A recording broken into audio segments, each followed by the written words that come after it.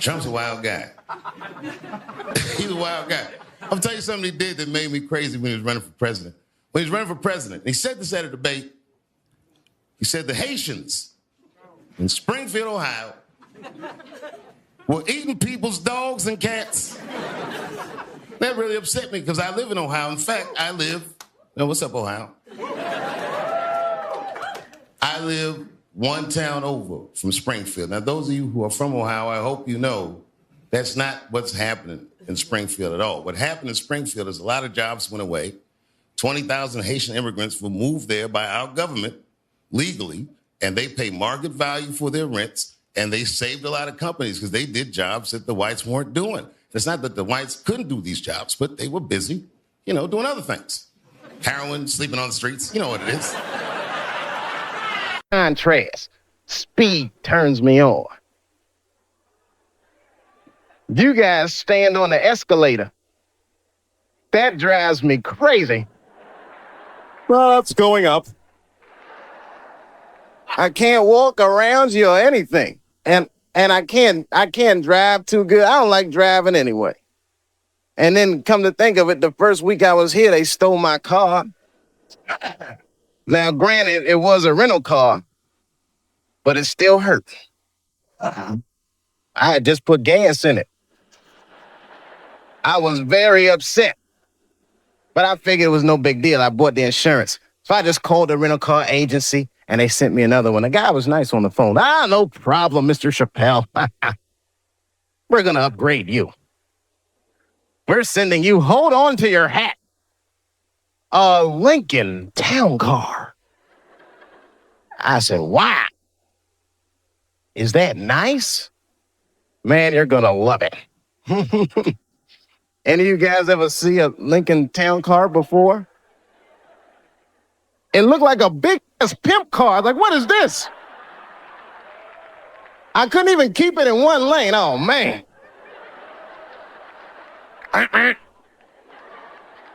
felt like a pimp in that car. I did, man. I drove it down Sunset Boulevard. All the whores snapped to attention. A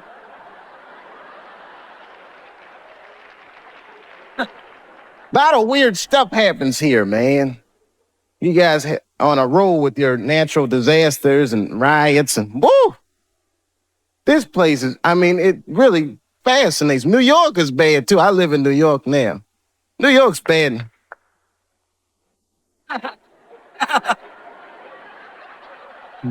It's a lonely feeling, isn't it?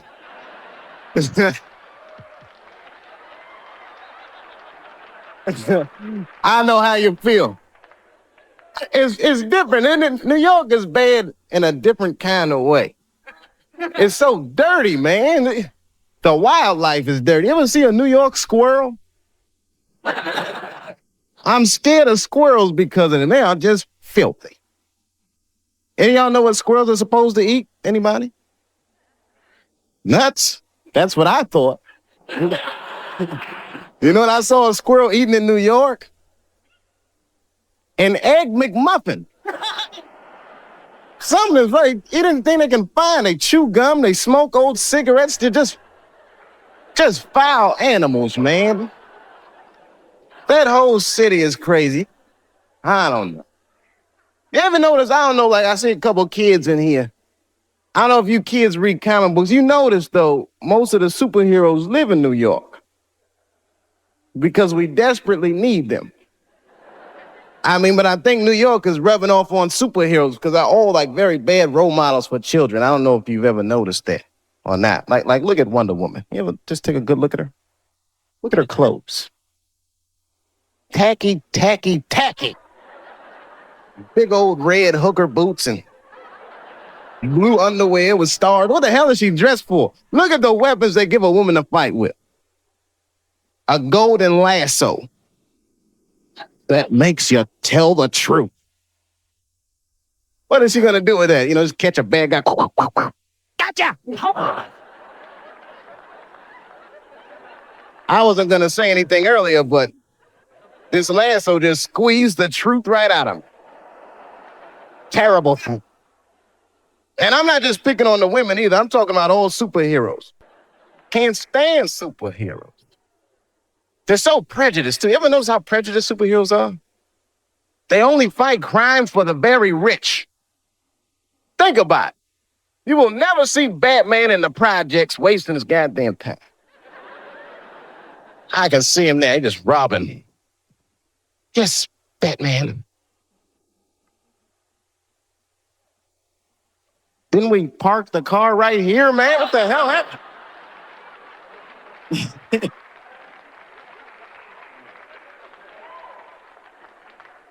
Something about New York. New York diversified me, though. I learned a lot about culture there. I mean, I'm a big culture buff. I don't know. I mean, I don't want to point anybody. Anyone here in the audience Jewish? Shalom. It's a little something I've picked up. Actually, I mean, I like everybody, but I'm going to have to be honest. Jewish people are my favorite white people. You guys are the only ones that can grow an afro if you really wanted to. I am so impressed by that. I just like the whole thing, man, and you party like black people. You're so similar. I went to a bar mitzvah when I was 13. One of the 3 best parties I've been to in my life. We got down. I walked in there. Everyone from school was there. The guy from ZZ Top was on stage. I said, man, this is going to be good. You know, we walked in the synagogue and they gave us them party hats y'all wear. I got a seat in the front. And my friend Charlie Buckholz, that's the guy who was being bar mitzvah, he walked on stage and the whole place got quiet. He picked up these 2 scrolls, started reading from them. He wasn't really reading, he was almost singing. Baruch atah Adonai. Sounded beautiful. Now, I had never been to a synagogue before, but at a black church, if someone on stage is singing, you're supposed to sing along. Whether you know the words or not. I did the best I could.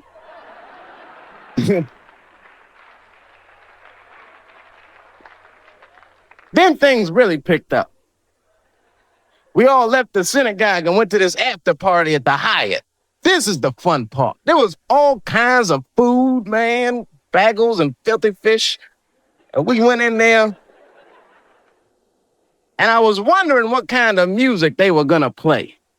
Now, let me tell you something. I don't know who this Hava Nagila guy is, but his album is slamming.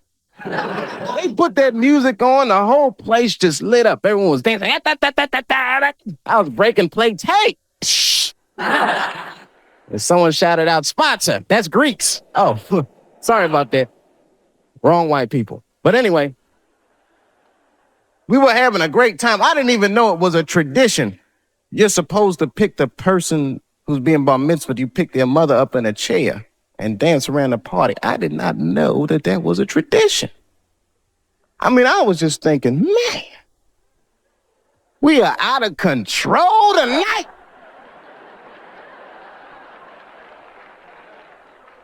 That was fun.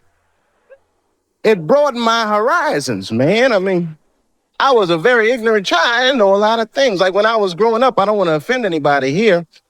Let me check the exits. Okay, when I was growing up, I used to think that all white people, don't be mad. I thought all white people were happy. Just to be white. I know it sounds silly. I thought you just walked around, hallelujah, I'm white. This feels great. Taxi. Just checking. Go ahead. Thank you, everybody. Dave Chappelle. Dave Chappelle. Excellent, Dave. Excellent. Dave Chappelle, ladies and gentlemen.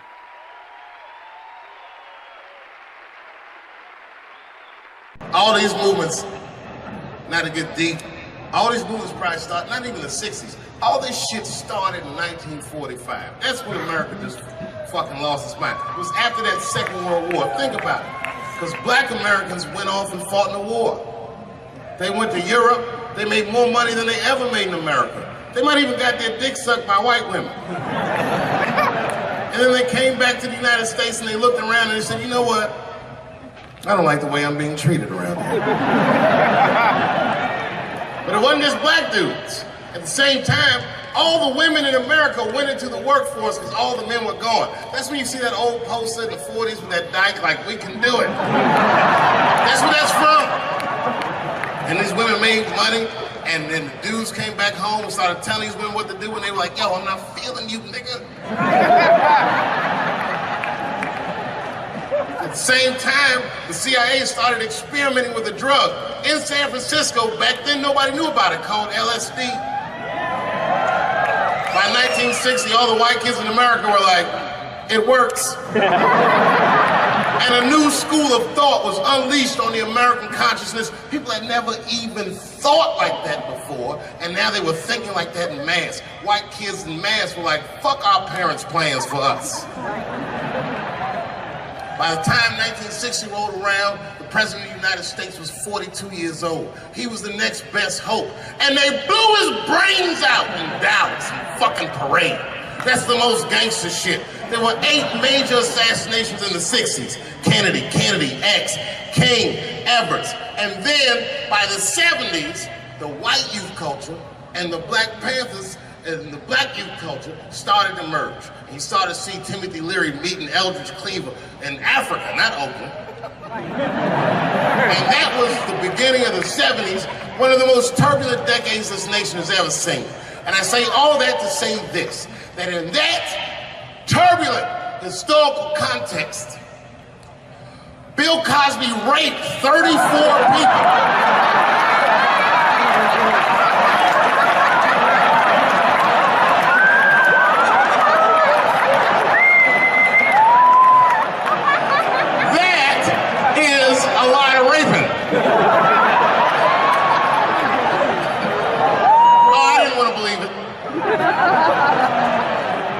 Every time I turned on the TV, I saw another old woman describing one of these antique rapes. These rapes were old school. They'd be like, and then Bill Cosby pulled my bloomers down. Bloomers? I saw him peering through me through a large cloud of vagina hair. Vagina hair? I've seen that in years.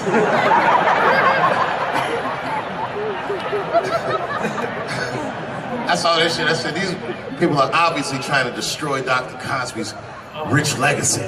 Right? 34 allegations later, I was still like, man, they probably only raped 13 or 14 of those people. Do all that raping. It's like 50 fucking rapes. And don't forget, each one of these rapes have 8 hours of sleep in them. It's like 1,000 hours of rape. Packed into an otherwise busy schedule.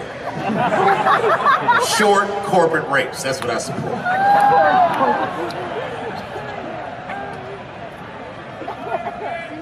Why would they sleep? That's what I don't understand. Why Bill Cosby making all these girls sleep? Like, look, man, I'm not even as famous as Bill Cosby was, but I know 20 girls I could call right now and be like, yo, come to my place for a drink, and I'm gonna put something in it, and you're gonna fall asleep, and I'm gonna fuck you while you're sleeping. And they'd be like, cool, nigga, cool. What time you want me to come over?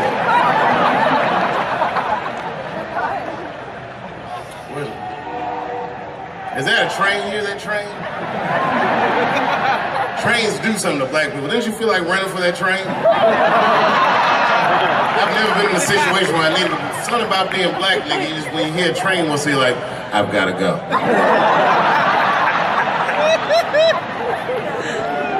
Just want to run away. No, man, for real, it's not comfortable like it used to be. I don't know how transgender people beat black people in the discrimination Olympics. If the cops shot this many trannies, you'd be like, it's a goddamn conspiracy. Right.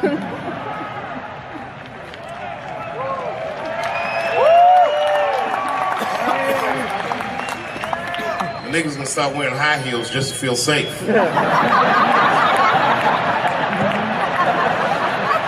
Problem, officer? Was my bag and purse all matched? Is there a problem?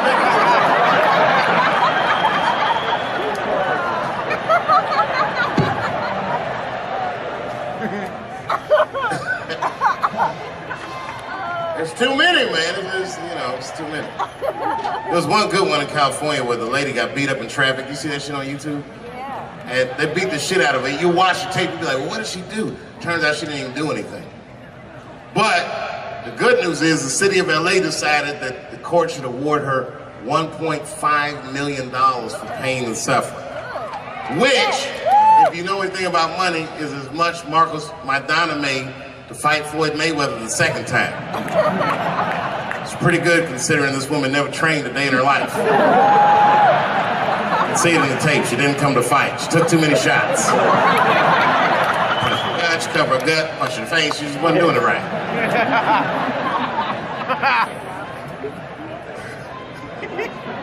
What?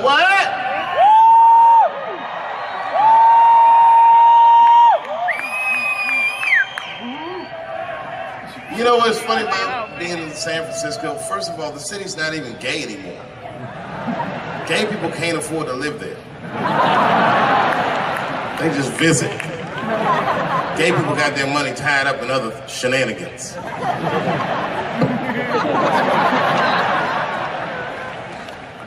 Where you from, bro?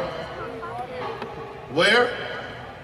Canada? Well, all right, you can get off the watch list.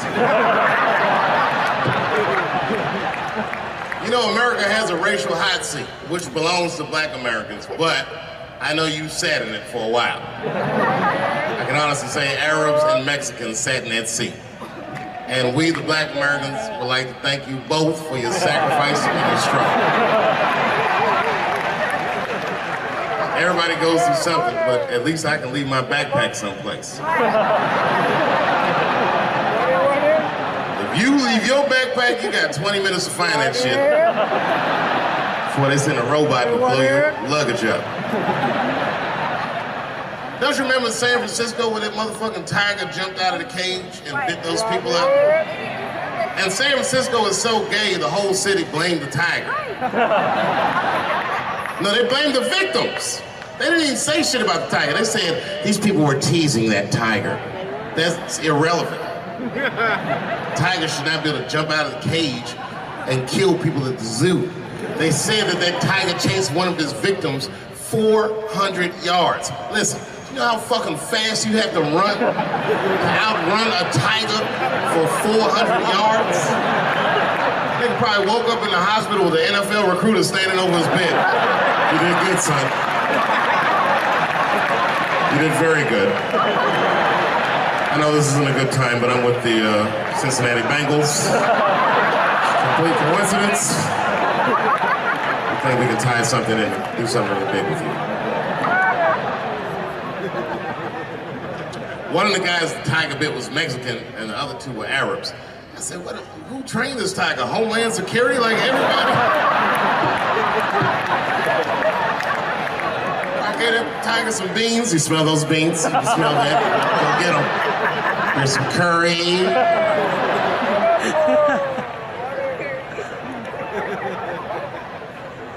I see a lot of Indians in San Francisco. I always wanted to be in a Bollywood movie. Because Bollywood movies are deep, but at the end of the movie, no matter what kind of movie it is, there's always a dance number to make you feel better when you go home. Even if it's Precious. At the end of the movie, Precious would just jump out of the coffin. I don't have AIDS.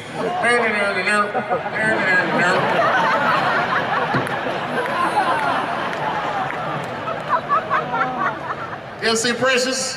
Boy, that was a sad movie. Yeah, that was tough. If you haven't seen it, you know all the statistics of living in urban life in America. But if you could picture all those statistics happening to one person for 90 minutes, that was Precious. Life through the book of that fat bitch.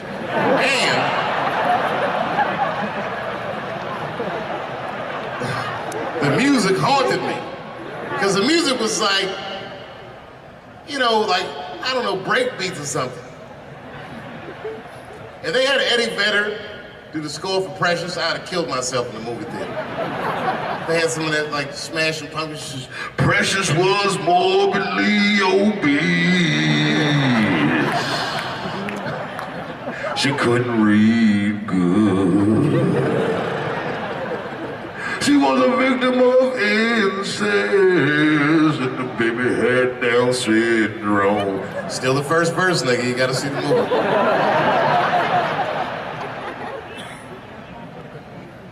She caught AIDS at the end. She might have had it the whole movie, but at the end she found out.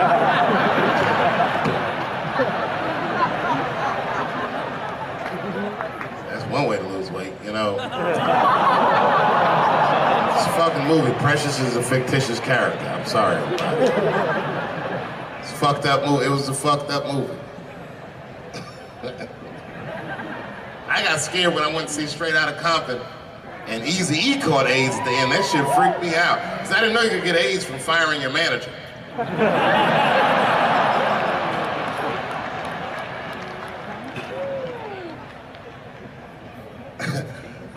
You didn't see Straight Outta Compton? Eazy-E caught AIDS in the last 10 minutes of the movie. He just started, you good, nigga? You all right? Yeah, I'm good. Who catches AIDS like that?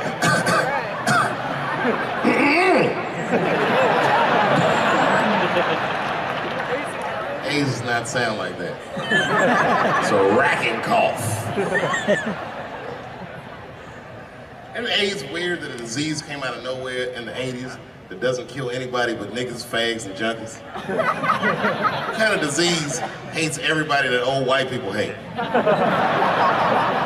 I think the government hid that shit in disco balls.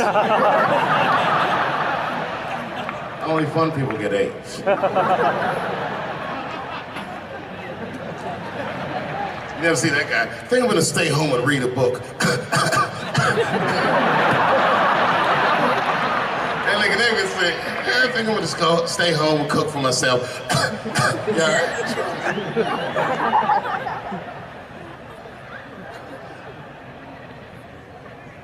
Remember when Donald Sterling made that tape? Said all those bad things about black people? That tape was fucked up. But that goes to show everybody, if you get old and white and racist in America, whatever you do, don't tell your black girlfriend about that shit, because that's who made the tape. She taped everything. The tape was embarrassing.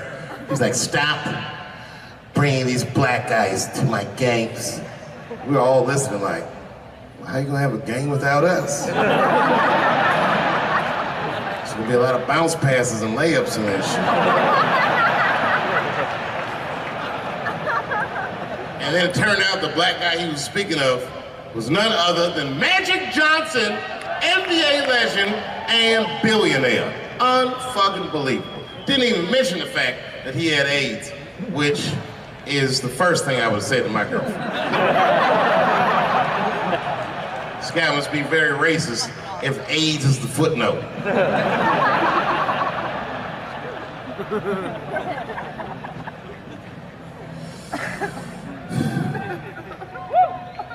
How many of y'all work for Google?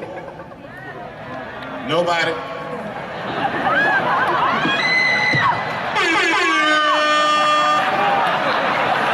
Thanks, Fuse.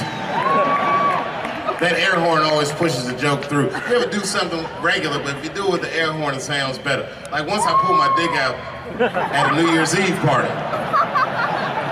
Real traumatic experience. I'd been drinking. It's really fucked up. I had to make all new friends. I did it on the 10 count. The motherfucker was like, 6, 5. And I was saying to myself, what if I pulled my dick out? They said 3. And then I looked down and said, oh no, it's out!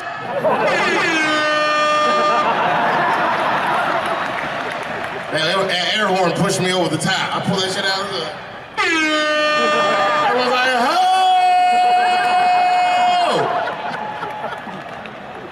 Man, when that nigga pulled his dick out, that really set the party off.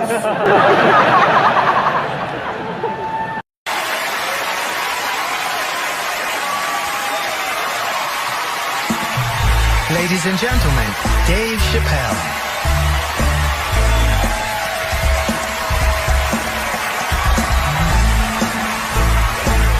this.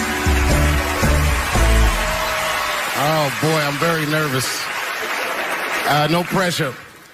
During the civil rights movement, I can't read what's on the teleprompter. Some about black America and white America. There's black Americans and there's white Americans. We're all one America. So if you don't mind, this is not live, is it? I imagine whatever I say, you could just edit it out. Let's try it a few ways. Lou, are you in the booth? I am. All right, good. You know what, Lou? Let's just play around with it and see if we can get it right, get this clip package on, and then let me go home, all right? You got it. All right. Ready? All right, count me in. 5, 4, 3, 2, 1. Wu-Tang. I'm just with you, Lou. Let's do it again. We're going to do it again. We'll get it right. Here we go, Dave. 5, 4, 3, 2. You know, when I was a comedian starting out in Washington, D.C., right here in this city, 1988, I'll never forget this. It was a comedy club owner that banned profanity from his comedy club. He said it offended his audience, and this was a cause of major concern for all the comedians in the circuit. And we all called a meeting, and we had the owners come, and it was the club owners, and it was the comedians. It was the classic labor dispute. The club owners laid out their case. There cannot be profanity in these clubs because that offends people. And there's a comedian who's still a good friend of mine to this day. He lives right here in Washington, D.C. He stood up and he said, he's black, I should tell you because it's important to the story. He says, I use profanity because I live a profane lifestyle. He says, I don't have an insect infestation in my house. I have roaches.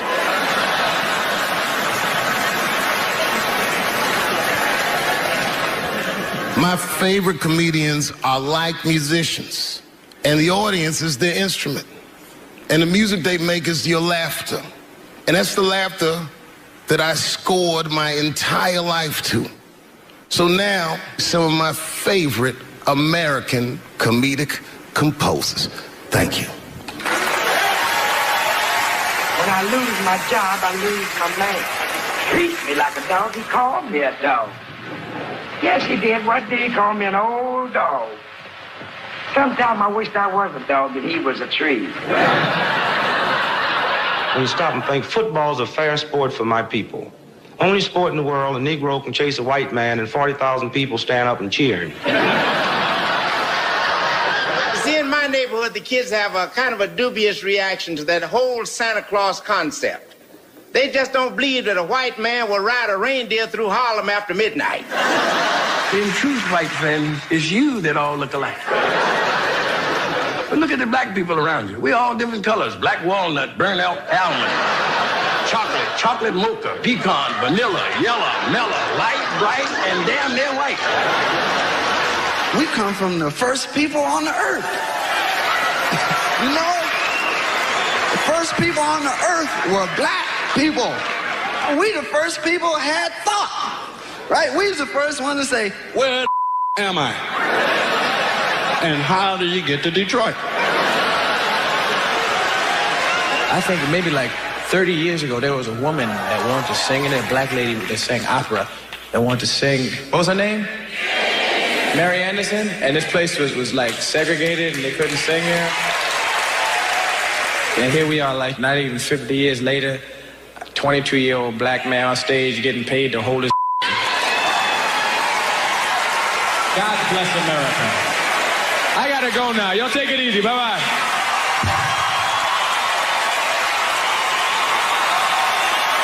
Janelle Monáe, Will Smith, Common, Gladys Knight, and John Legend. When we continue. Yeah, man. Well, you ladies are right. To be honest with you, your lives look terrifying to me. They do, man. I know nothing about being a woman, but I know fear. Yo, I used to live in New York when I was 17, and I couldn't even pay my bills. You know what I did to make money? I used to do shows for drug dealers that wanted to clean their money up.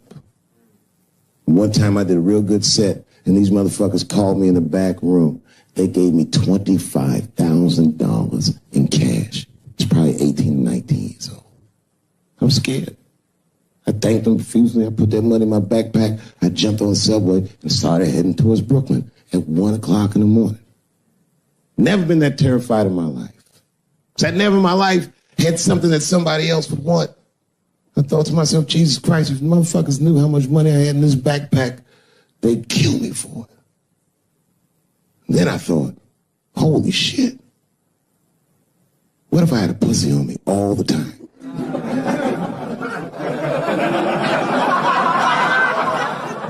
That's what women are dealing with. I'm gonna tell you right now. It's real talk. If them same drug dealers gave me a pussy and said, put this in your backpack and take it to Brooklyn, I'd be like, nigga, I can't accept this.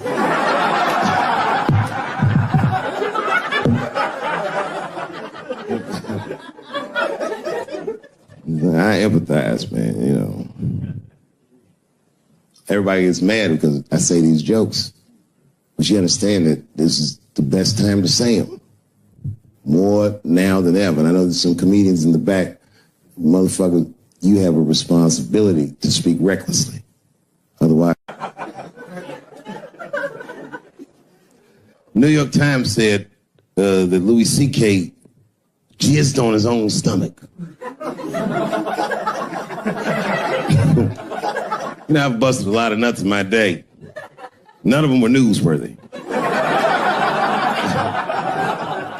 Shit was really gross, because they didn't just say it like I said it. They didn't just say jizz on the stomach. They said it in that fucking Pulitzer Prize winning style that the New York Times has. It was very descriptive, like, you know what I mean?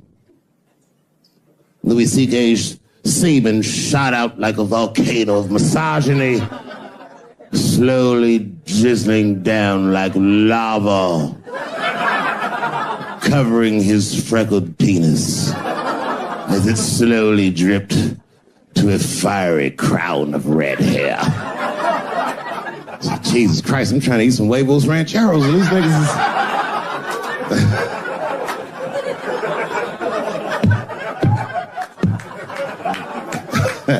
And you know, the tough part, being a comedian, knowing the motherfuckers, everybody comes up to me like, did you know? Did you know what Louis was doing? No, bitch, I did not know. The fuck you think we talk about at the comedy club? Hey, nigga, how was the weekend? Great, man. I was just jerking off in faces and coming on my own stomach, having a good time. You know how this business is. No, I didn't know. They act like we sit around like Grease. Tell me more, tell me more. Dixie put up a fight. Dun, dun, dun, dun, dun, dun, dun, dun, dun, dun. Sorry, I don't know the choreography, but you get the point. You get the point. She was intense. But Louis was like the turning point. I mean, you know, all these allegations are terrible. Louis was the only... I shouldn't say this, but fuck it. His allegation was the only one that made me, like, laugh. Well, if you think about it... Because all his friends is reading it, and he's jerking off, and he's surprising people. He's surprising me.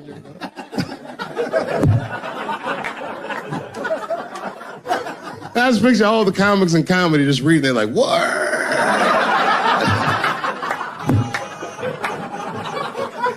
It's terrible. I know it's terrible. I'm sorry, ladies. You're right. You are right. But at the same time, I mean, you know what I mean? I don't know. Jesus Christ, they took everything from Louis. I was like, I don't know, it might be disproportionate. I can't tell. I can't tell. This is like where it's hard to be a man. One lady said, Louis C.K. masturbating in front of me ruined my comedy dreams. Word? Well, then I dare say, madam, you may have never had a dream. Come on, man, that's a brittle spirit. That is a brittle-ass spirit, nigga. That shit is too much. This is a grown-ass woman. You know what this shit is like? It's like COINTELPRO. You know what that is? It's a program that the FBI had under J. Edgar Hoover. In this program, one of the many things they did was they would track the sexual habits of anyone they considered an enemy of the state. It was a live button. That's why they got all these fucking sex tapes with Martin Luther King fucking bitches. But lucky for us, he actually had a dream. You think if Louis C.K. jerked off in front of Dr. King, he'd be like, I can't continue this movement? I'm sorry, but the freedom of black people must be stopped. I didn't know this nigga was gonna pull his dick out and jerk off like this. I just thought we were gonna get a couple of drinks and chill. Show business is just harder than that. Them women sounded like, I hate to say it, they sound weak. I know it sounds fucked up, I'm not supposed to say that, but one of these ladies was like, Louis C.K. was masturbating while I was on the phone with him. Bitch, you don't know how to hang up a phone?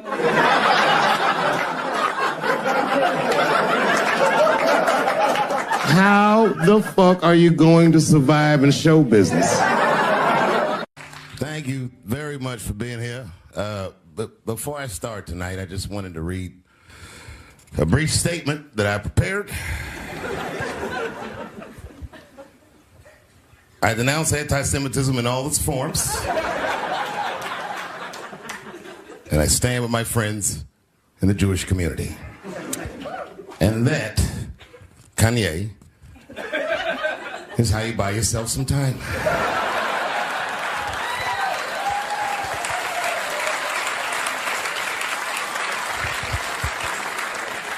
I gotta tell you guys, I've probably been doing this 35 years now. And early in my career, I learned that there are two words in the English language that you should never say together in sequence. And those words are the and Jews. I've never heard someone do good after they said that.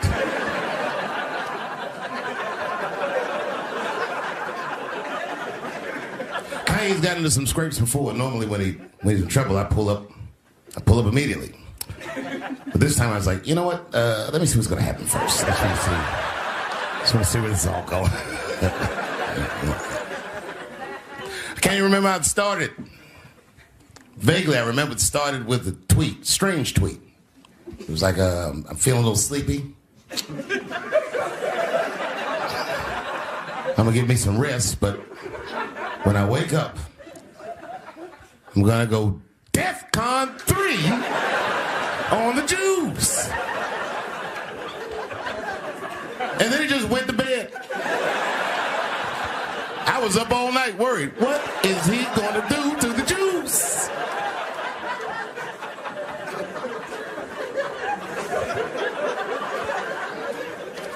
I grew up around Jewish people. I have a lot of Jewish friends. So I'm not freaked out by your culture. I know a little bit about it just from hanging around. I'll be like, yo, let's go out at school tomorrow. They'll be like, we can't go out. It's Shana Na tomorrow. I'll be like, where? What is Shana Na? I had so many questions. Why do some of your people dress like Run DMC?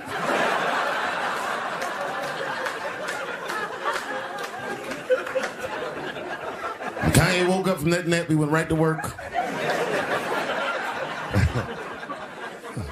A year ago, I'd seen him on a podcast called Drink Champs, a great show, and it was an amazing appearance. Noriega and them were there, the rappers that I love, and they all had their gold chains and stuff on. And Kanye said, only millionaires wear chains. They said, what? He said, I'm a billionaire. Billionaires don't wear their money on their body. I tucked my chain and I said, oh, snap. That's right. It was a good appearance. It was fun and funny. But when he woke up, he went on Drink Champs again. This time, he was on one. He was mad about something. He said, I can say anti-Semitic things, and Adidas can't drop me. Now what? Adidas dropped that nigga immediately.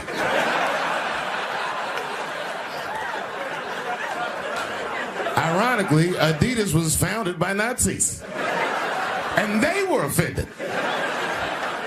I guess the student had surpassed the teacher.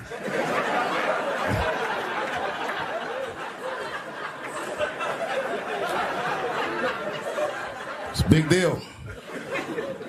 He had broken the show business rules. There's just a rule, you know, the rules of perception. If they're black, then it's a gang.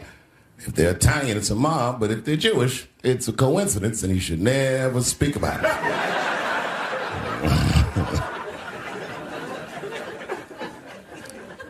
Kanye got in so much trouble, Kyrie got in trouble.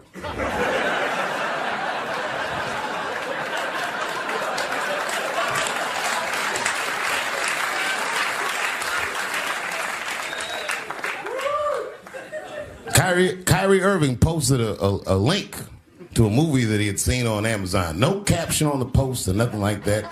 But apparently this movie had some, I don't know, anti-Semitic tropes or something. And it was some weird title like From Hebrew to Negro or something. And the NBA told me he should apologize. And he was slow to apologize. And then the list of demands to get back in their good graces got longer and longer. And this is where, you know, I draw the line. I know the Jewish people have been through terrible things all over the world, but you can't blame that on black Americans. You just can't. You know what I mean? Thanks to the one person that said that. A fair punishment would be he should just post a link to Schindler's List and y'all write your own captions.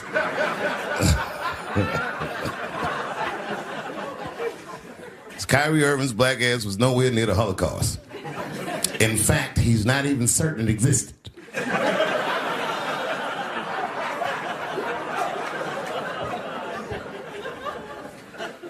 I saw one news pundit screaming about Kanye. She said, mental health is no excuse for that type of language.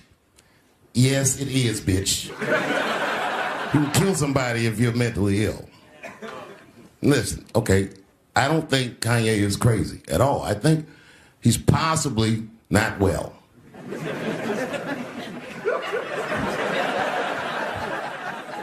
Well, I've been to Hollywood. I don't want y'all to get mad at me. I'm just telling you. I've been to Hollywood. This was just what I saw.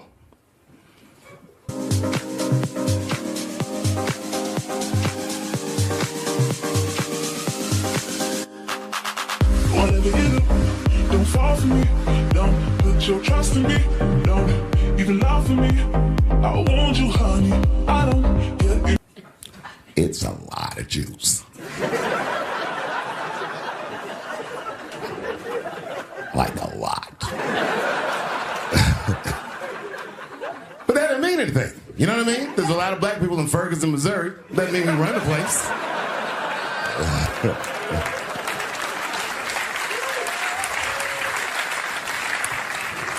I could see if you had some kind of issue, you know what I mean? You might go out to Hollywood and you might start connecting some kind of lines and you could maybe adopt the delusion that the Jews run show business. It's not a crazy thing to think.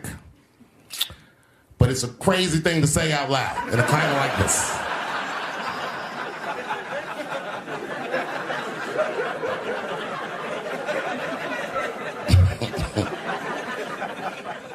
Now the midterms are over, and it's crazy climate. And I got to tell you, I feel like this midterm, like all of humanity depends on it.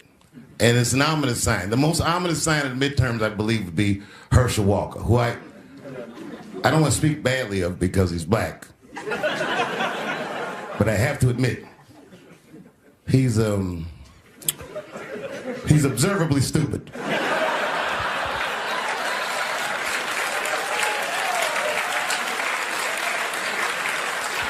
Even when he's not talking, his mouth be open a little bit like. He's the kind of guy that looks like he thinks before he makes a move on tic-tac-toe.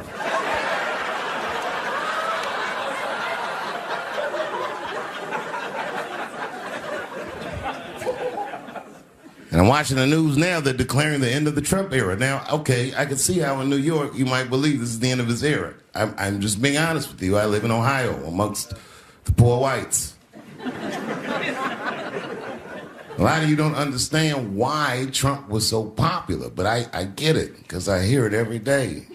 He's very loved. And the reason he's loved is because people in Ohio have never seen somebody like him. He's what I call an honest liar. Well, I'm not joking right now. He's an honest liar. That first debate, I'd never seen anything like it. I've never seen a white male billionaire screaming at the top of his lungs, "This whole system is rigged," he said. And across the stage was a white woman, Hillary Clinton and Barack Obama, sitting over there looking at him like, "No, it's not." I said, "Now, wait a minute, bro. It's what he said." And the moderator said, "Well, Mr. Trump, if in fact the system is rigged, as you suggest, what would be your evidence?" You remember what he said, bro? He said, "I know the system is rigged because I use it." I said, "God damn." And then he pulled out an Illuminati membership card and chopped a line of cocaine up and did it right at the podium.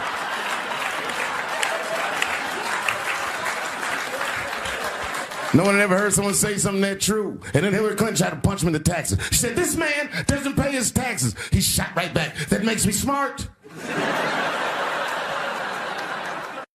Celebrity hunting season. Doesn't matter what I say, they're gonna get everybody eventually. Like, look, I don't think I did anything wrong, but we'll see.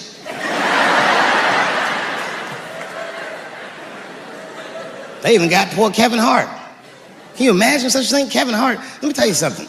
It was Kevin Hart's dream to host the Oscars. That's what he told me. And I remember when he told me, because I was thinking to myself, well, that's an awfully strange dream for an African American.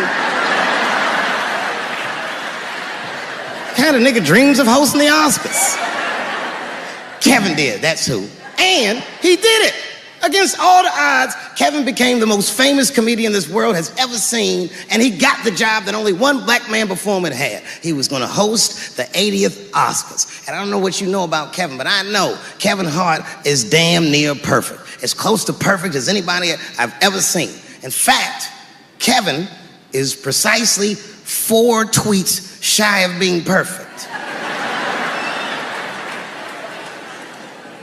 10 years ago, Kevin had made some very homophobic comments. And I'm not going to repeat what he said, because this is Atlanta.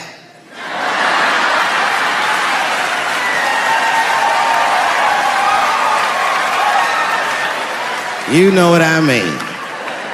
I'm sure there's a lot of gay men here tonight with their wives.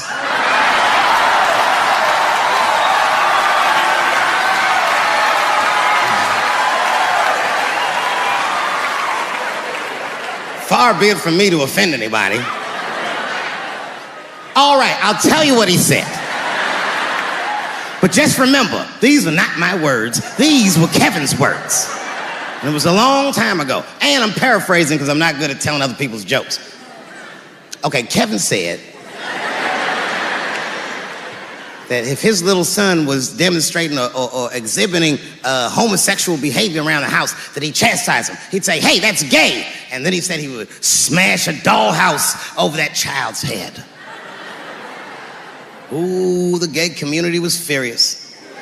And I don't blame them. I got a lot of gay friends.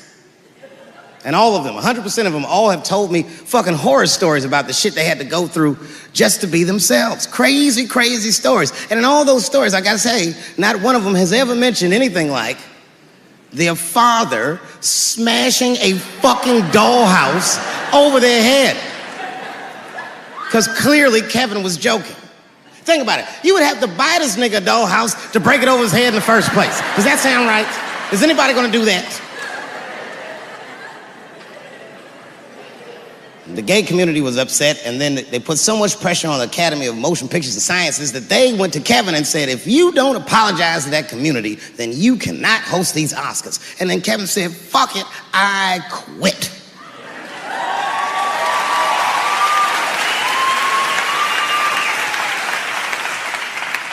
And then he went on every talk show in America and apologized for 6 weeks.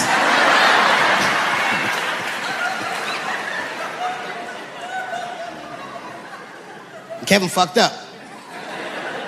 I understand the mistake he made because I've made the same mistake early in my career. This is many years ago, 15 years ago. It's when I was doing Chappelle's show. There's a, thank you.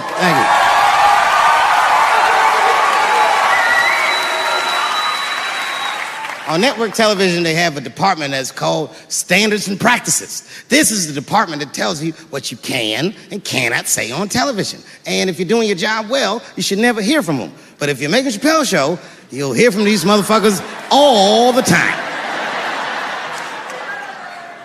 And remember, this is 15 years ago. I made a mistake. I didn't even know I had done anything wrong. I had written a sketch that had the word faggot in it.